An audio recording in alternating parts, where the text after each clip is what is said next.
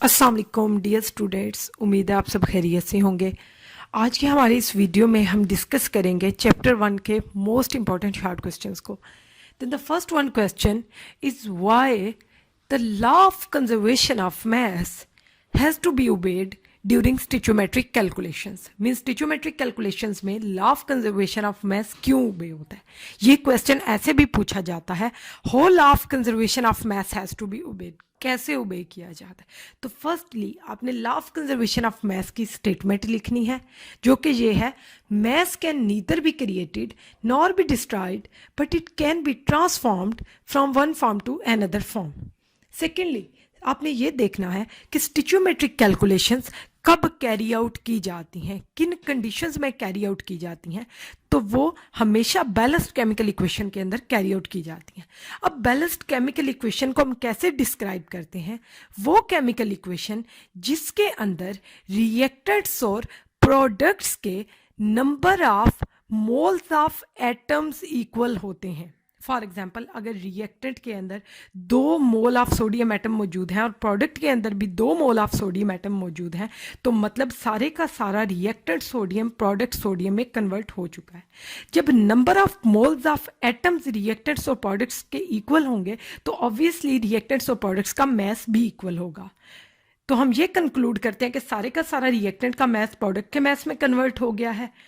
Actually सिर्फ transformation हुई है, ना तो कोई चीज़ डिस्ट्रॉय हुई है, ना ही न्यूली जनरेट हुई है।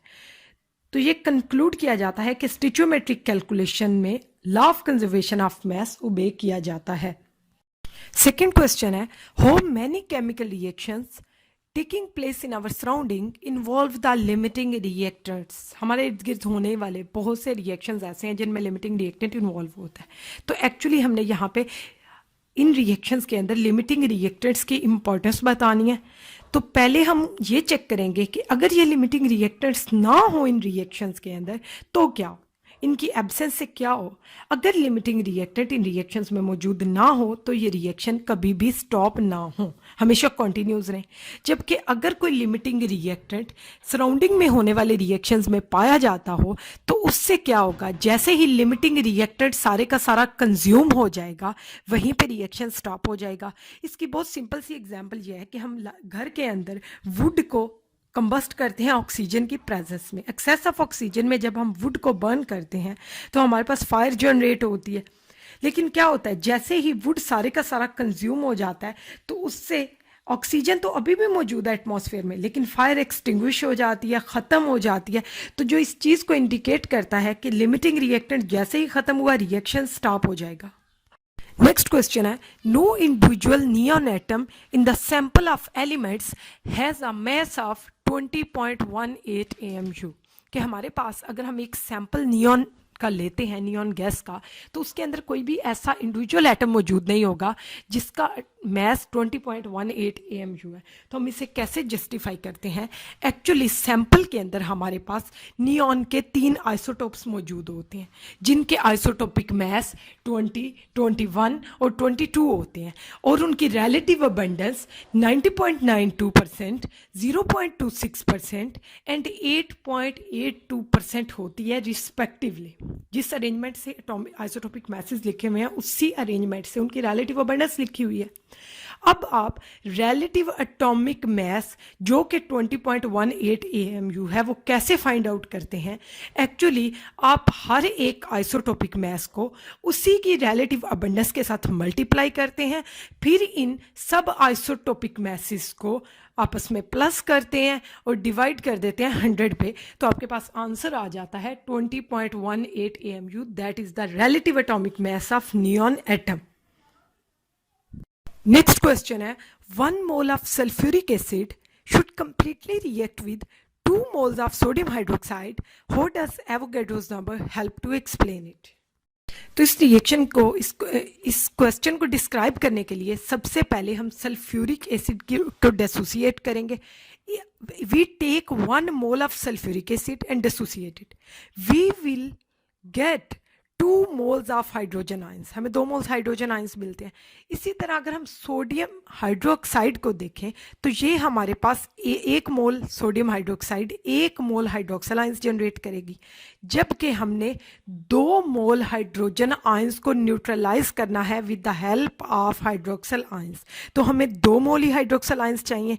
तो इसका मतलब ये है कि हमें, हमारी ये डिमांड है कि हमारे पास 2 मोल सोडियम हाइड्रोक्साइड मौजूद हो, ताकि वो 2 मोल्स, जैसा कि सेकंड इक्वेशन में दिखाया गया है, ताकि वो 2 मोल्स हाइड्रोक्सिल आयंस जनरेट करे और वो न्यूट्रलाइज कर सकें सल्फ्यूरिक एसिड के नतीजे में पैदा होने वाले 2 मोल हाइड्रोजन आयंस को। अगर हम एवोगैड्रोस नंबर की बात करें तो हमें पता है कि किसी भी सब्सटेंस के या किसी भी सिस्टम के अंदर 1 मोल आयंस या फिर 1 मोल एटम्स या फिर 1 मोल मॉलिक्यूल्स, जो भी चीज़ मौजूद है उसके अंदर एवोगैड्रोस नंबर मौजूद होते हैं 6.02 इंटू 10⁻23।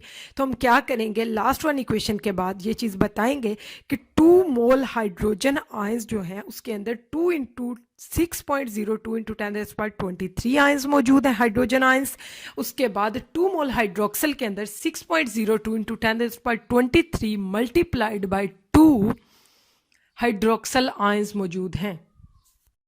नेक्स्ट क्वेश्चन है हमारे पास, how does 1 mole of water contain 2 moles of bonds, 3 moles of atoms, 10 moles of electrons and 28 moles of total fundamental particles.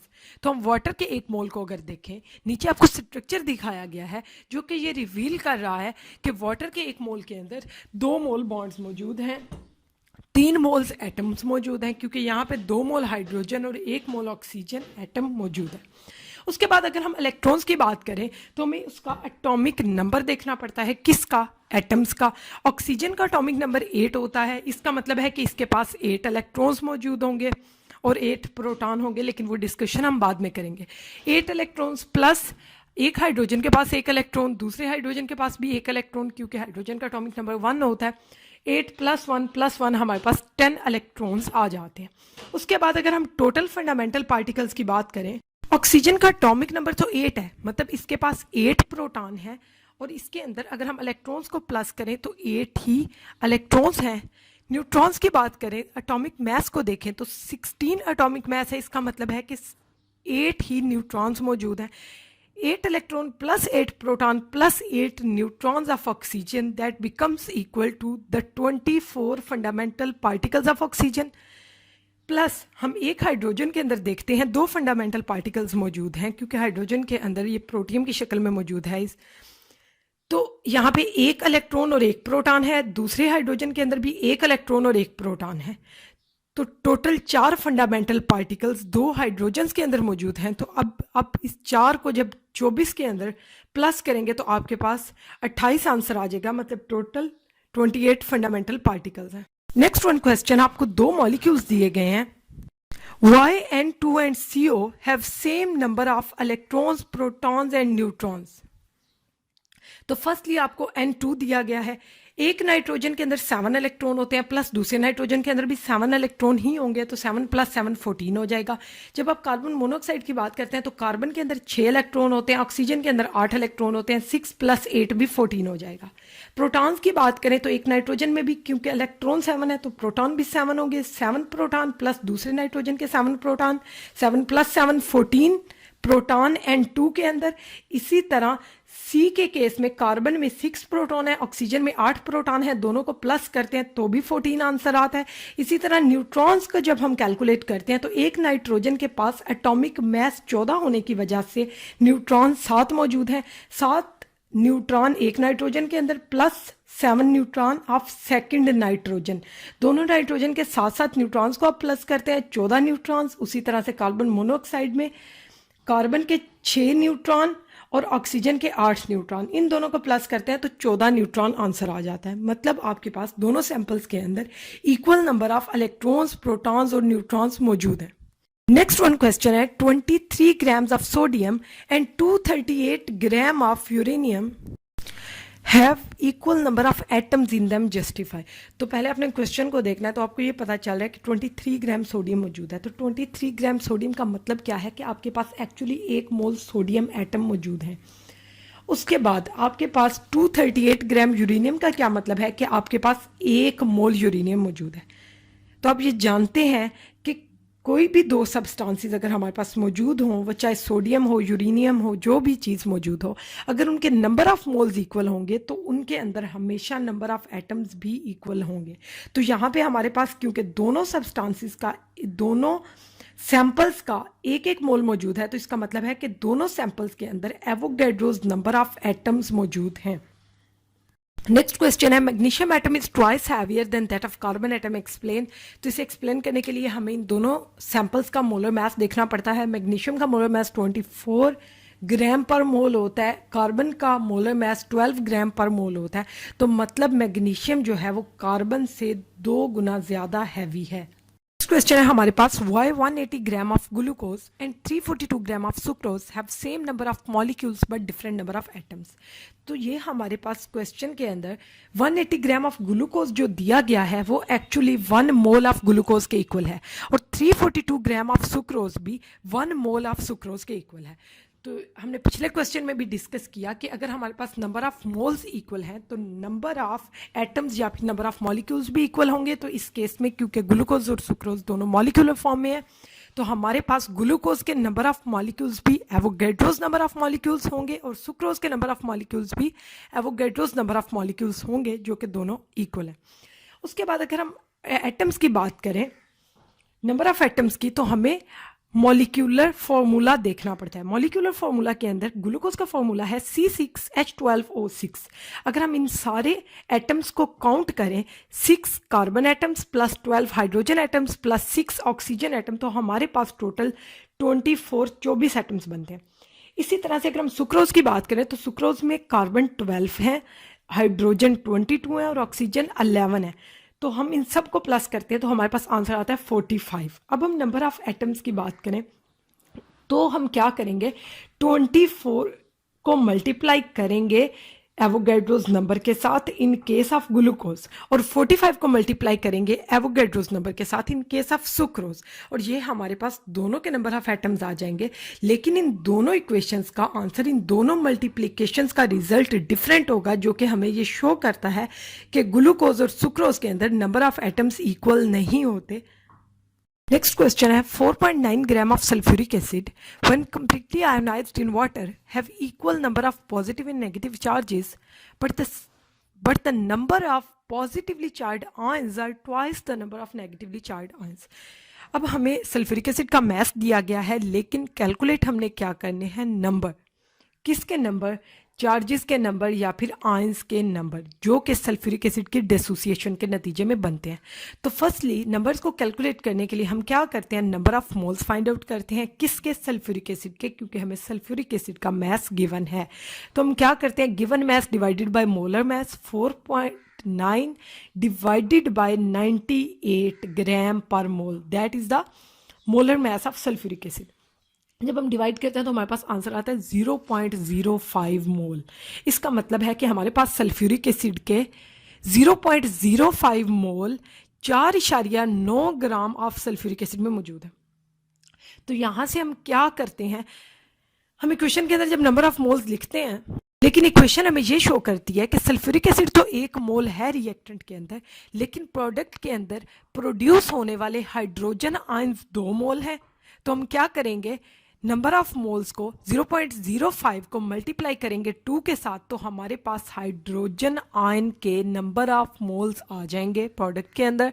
इसी तरह सल्फेट को अगर देखते हैं तो सल्फेट के केस में हमारे पास 1 मोल सल्फेट आयंस मौजूद हैं, तो हमारे पास 0.05 मोल ही सल्फेट मौजूद होगा।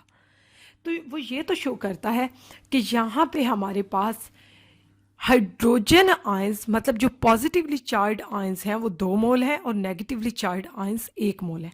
लेकिन अगर चार्जेस के सम की बात की जाए तो 2 हाइड्रोजन के मोल्स के पास 2 मोल ही पॉजिटिव चार्ज होता है, और 1 मोल सल्फेट के पास 2 मोल नेगेटिव चार्ज मौजूद होता है। तो मतलब पॉजिटिव और नेगेटिव चार्जेस की अमाउंट तो इक्वल है, लेकिन आयंस की कंसंट्रेशन के अंदर डिफरेंस है, जो कि हम क्लियरली यहाँ से कैलकुलेट कर सकते हैं और बता सकते हैं। बाद नेक्स्ट क्वेश्चन है कि अगर हमारे पास 1 मिलीग्राम पोटाशियम क्रोमेट मौजूद हो तो उसके अंदर रिएक्टेंट के लिहाज से प्रोडक्ट में 3 गुना आयंस ज्यादा होते हैं। तो हम क्या करते हैं, सबसे पहले पोटाशियम क्रोमेट को डिसोसिएट करते हैं, उसके डिसोसिएशन के नतीजे में हमारे पास 3 मोल आयंस प्रोड्यूस होते हैं। इफ वी ब्रेक डाउन या if we dissociate 1 mole of potassium dichromate then we will get 2 moles of potassium ions plus 1 mole of chromate ion. तो हमारे पास प्रोडक्ट के अंदर 3 मोल आयंस मौजूद होते हैं as compared to the formula mass of reactants. उसके बाद लास्ट वन क्वेश्चन है हमारे पास कि अगर हमारे पास 2 ग्राम हाइड्रोजन गैस के मौजूद हैं, 16 ग्राम मीथेन गैस मौजूद है और 44 ग्राम कार्बन डाइऑक्साइड गैस मौजूद है और हम इन्हें सेपरेटली एनक्लोज करते हैं कंटेनर्स के अंदर, तो सारी की सारी गैसेस जो हैं वो इक्वल वॉल्यूम ऑक्यूपाई करते हैं, दैट इज 22.414 DM3, जबकि सारी गैसेस के साइजेस भी डिफरेंट है, मैसेस भी डिफरेंट है, ये गैसेस एक दूसरे से हैं डिफरेंट। तो कौन से फैक्टर्स हैं जो मोलर वॉल्यूम को अफेक्ट करेंगे, हमें देखना ये। एक्चुअली अगर हम इन मैसेज को देखें, गिवन मैसेज को देखें, 2 gram in case of hydrogen, 16 gram in case of methane and 44 gram in case of carbon dioxide, and these 3 values represent the molar masses of respective gases. तो molar mass मतलब हम, इसका मतलब है कि हम मोलर वॉल्यूम को calculate करने जा रहे हैं। तो number of moles at standard temperature pressure conditions the molar volume is not affected by size or the mass of the gas। तो हमारे पास ना तो गैस का साइज अफेक्ट करेगा ना ही उसका मैस अफेक्ट करेगा, बल्कि जब नंबर ऑफ मोल्स गैसेस के इक्वल होंगे तो वो इक्वल वॉल्यूम ऑक्यूपाई करेंगे and that will be the 22.414 DM3। तो इसी के साथ ये लेक्चर एंड होता है। हमेशा खुश रहें, एग्ज़ाम अच्छी तरह से प्रिपरेशन करें, चीज़ें लर्न करते रहें। अगर आपको ये वीडियो अच्छी लगी हो तो लाइक करें, शेयर करें, कमेंट करें, सब्सक्राइब करें। Thank you so much.